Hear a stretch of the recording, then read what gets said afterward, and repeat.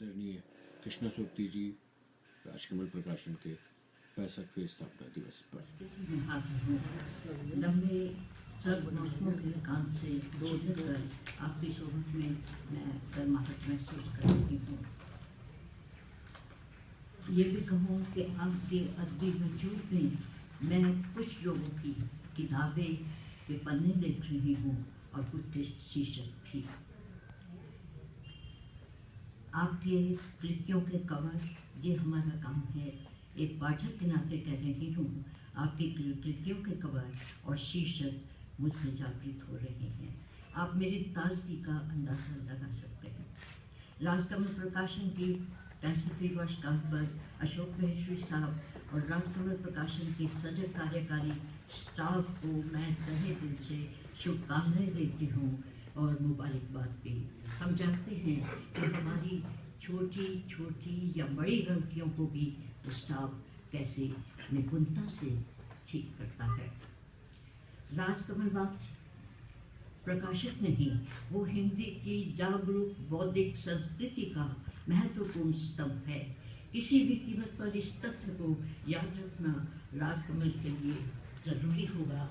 ये मैं पाठकों की ओर से और लेखकों की ओर से प्रार्थना कर रही हूँ।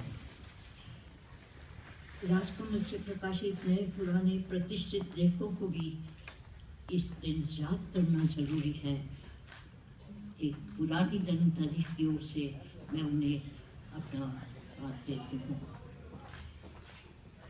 उनकी कृतियों से राजकमल की साख बड़ी है और लेखकों की पीढ़ियों ने राजकमल से रचनात्मक ख्याति और बौद्धिक संपदा भी अर्जित की है। ये दोनों तरह का आमना सामना जो है एक बड़े बौद्धिक संपदा में फलस्वरूप आया है। अकारण नहीं कि राजकमल से प्रकाशित लेखक पाठकों और आलोचकों द्वारा गंभीरता से लिए जाते हैं।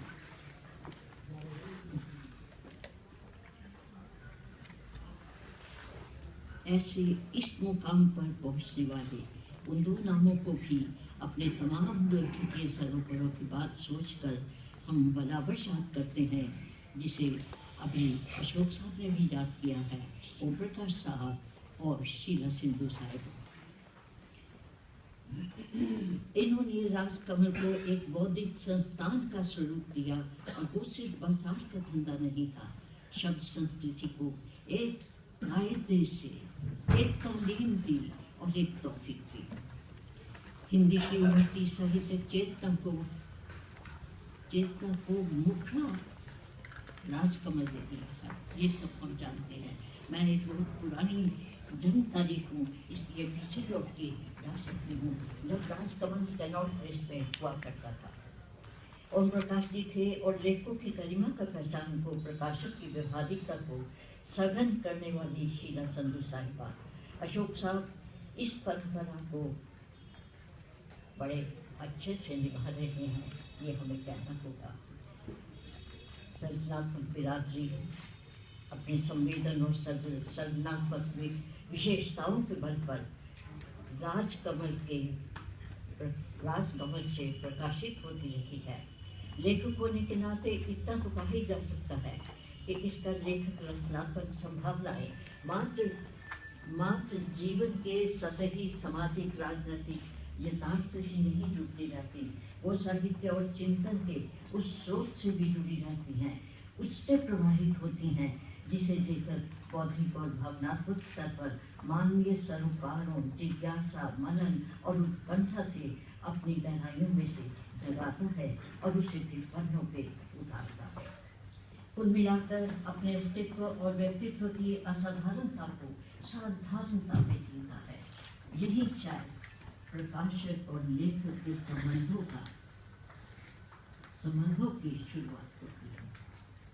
उसकी रचनात्मक गरिमा और अस्मिता लेखक को हम थोड़ी देर के लिए अलग छोड़ते हैं। आज की तारीख में विज्ञापन की महत्ता जानते हुए भी कहना होगा कि लेखक और प्रकाशक बाजारवाद के इस दौर में भी संयोग से मिलते हैं और अच्छा प्रकाशक आपकी अच्छी पहचान करता है। मेरे लिए दिलचस्प है कि मेरा पहला उपन्यास दार्शनिक राजकमल से प्रकाशित है और अंतिम गुजरात से गुजरात भी। अशोक साहब को कहना है कि मैं इसे अंतिम ना कहूँ, लेकिन हम जानते हैं कि हमें ऊपर वाले को भी अपना टैक्स पे करना होता है, इसलिए वो अंतिम है। मैं रहूँ ना रहूँ, दोस्तों हमारी जिंदा दिल बिरादरी, मैं लेखकों की बात कर रही हूँ, जिसे विश्वास है कि हमारे चले जाने के बाद भी कुछ देर तो हम पुरानी किताबों के ढेर में से देखते रहेंगे। चश्मे पर दूर, आज हम दो प्रसिद्ध लेखकों की प्रतीक्षा में यहाँ पर पहुँचे हैं।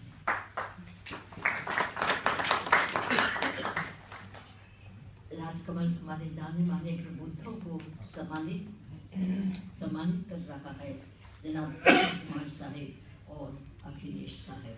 हम आपके स्वागत में हैं। विभिन्न विधाओं और साहित्य स्वरूपों के कृति नायक होने के नाते आप विराट जी के पास हैं। कृष्ण साहब हमारे उस्ताद, हम उन्हें उस्ताद मानते हैं जो वो हैं, और अखिलेश ठहरे हमारे संपादक। में ऐसे रिश्ते से माफ कीजिएगा, इनकी सराहना में कुछ भी कहने की हैसियत हमारी नहीं है।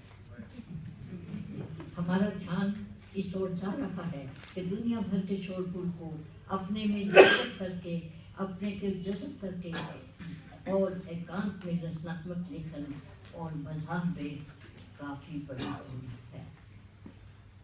स्थितियाँ परिस्थितियाँ बाजार में भिन्न होती हैं, इस प्रसिद्ध की जानकारी प्रकाशन गृह के पास होती है। मैं आगे ले रही हूँ ये कहने की कि राजकमल मात्र बाजार का एक नाम नहीं है, किसी भी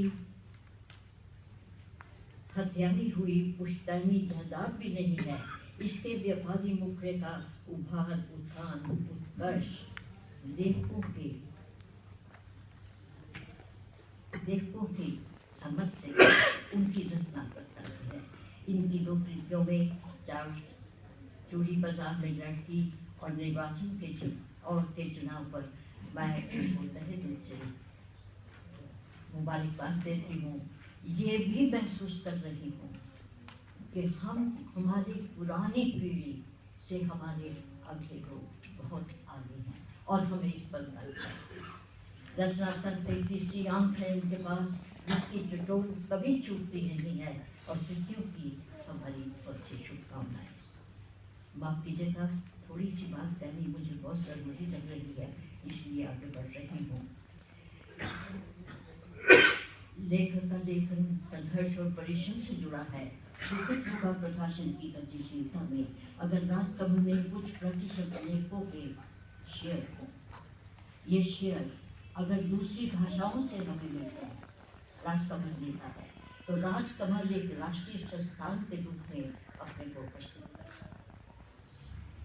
ये कहना राजकमल की अग्रणी नीतियों को करीब लाएगा और लेखकों को संतोष देगा और लेखकों को ऊंचा बनाएगा। राजकमल को समय अनुसार नई छवि देगा, लेखक परिवार की नई सृजनात्मकता ऊर्जा देगा। बड़ी भाषा हिंदी का प्रकाशन प्रकाशक होने के नाते लेखकों की नई पीढ़ियों के लिए नई सांस्कृतिक संस्कार और सरोकार अपनाना होगा। हमारे प्रकाशकों को हिंदी प्रकाशक की खूबियाँ हैं, मगर कुछ खामियाँ भी हैं, हम सब लेखक कानून से जानते हैं।